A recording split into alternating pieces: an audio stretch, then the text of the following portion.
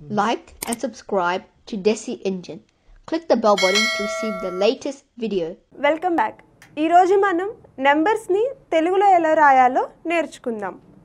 నెంబర్స్ని తెలుగులో ఒంట్లు అని అంటాం. 1 1 2 2 3 3 4 4 5 5 6 6 7 7 8 8 9 9 10 10 11 11 12 12 13 13 14 14 15 కొన్ని చోట్ల 15 అనొచ్చు 15 కూడా అని అనొచ్చు 15 16 16 17 17 18 18 19 19 20 20 ఇక్కడ మీరు చూసినట్లయితే మనం చేసిందల్లా ఒకటే.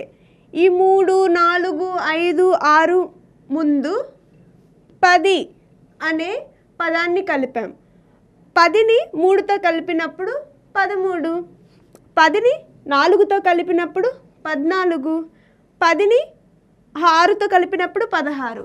ఇలాగే ప్రతి 10 తర్వాత అంటే ఇప్పుడు 10 తర్వాత 20 ఎలా మారిందో తర్వాత 30 మారుతుంది, తర్వాత 40 మారుతుంది, తర్వాత 50, తర్వాత 60, తర్వాత 70 ఇలా మారుతుంది. అలాగే ఒకసారి 20ని వాడి ఇలా 10 లాగే ఎలాగో రాద్దాం చూద్దాం.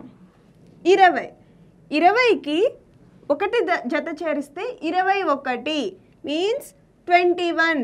20కి 2 జత చేరిస్తే 22 అంటే 22.